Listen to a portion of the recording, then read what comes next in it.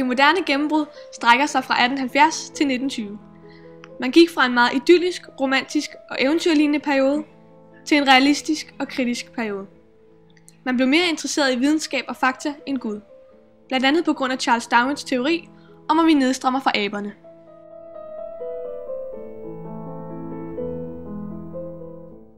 Vi har valgt at have om urbaniseringen, som var da folk flyttede fra landet til byen. Folk pakkede deres gamle liv ned på landet og tog til byen for at starte deres nye liv. I 1854 bliver en ny lov indført, nemlig Tyneloven. Tyne er de ansatte hos bonden. Loven gjorde, at bonden kunne bestemme endnu mere over sine ansatte, samtidig med, at deres rettigheder blev forringet.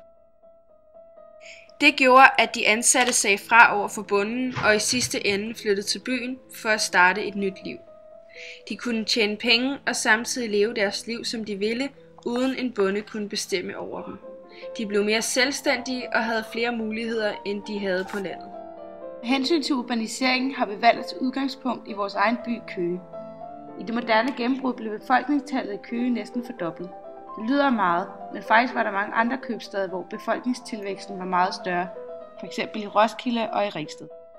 I 1855 havde de fleste provinsbyer flere kvinder end mænd.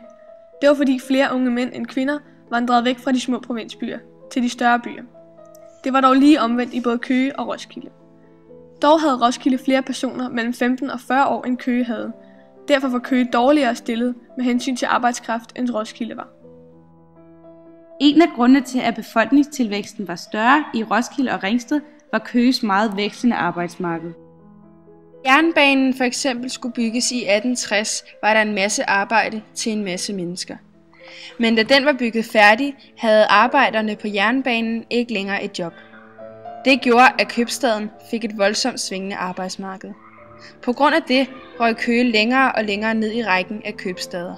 I 1860, da jernbanen blev bygget, var Køge nummer 28, og efter 41 år i 1901 var Køge nummer 38. Altså røg hele 10 pladser ned på listen. Den største arbejdsplads i Køge var Codan Gummi. Her lavede de cykel- og bildæk til hele Danmark. Biler og cykler blev mere og mere populære i denne tid, og dermed steg efterspørgslen for gummi også. Codan Gummi i Køge havde over 1800 ansatte. Det vil sige, det var en stor del af indbyggerne, der arbejdede her. De fleste af disse medarbejdere har i dag de såkaldte gummilunger. Gummilunger har de fået af alt arbejdet omkring gummien. Dengang vidste de ikke, hvor skadelig gummien var, og det har gjort, at arbejderne har fået dårlige lunger, altså de såkaldte gummilunger, som ikke virker optimalt og i værste tilfælde kan føre til døden. Codan Gummi-fabrikken i Køge blev grundlagt i 1908. Dengang hed det dog ikke Codan Gummi, men Dansk Afvulkaniseringsanstalt. Vi kan nu konkludere, at de to vigtigste grunde til, at folk flyttede fra land til by, var Tyneloven og de sekundære erhverv, som f.eks. er industrianlæg, værksteder og fabrikker som Codan Gummi.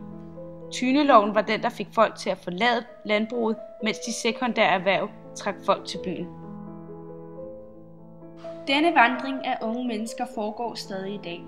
På grund af det store omfang af unge mennesker, som går fra land til by for at arbejde med sekundær og de nyeste tertiære erhverv, som er det, vi kalder servicesektoren, altså banker, transport og den offentlige sektor, har vi fået det, vi i dag kalder Udkantsdanmark. I Udkantsdanmark er der næsten ingen jobs, få offentlige institutioner som børnehaver, skoler og ikke meget liv. Det, at vi søger mod byerne, gør også, at vores produktion af primære erhverv bliver mindre og mindre.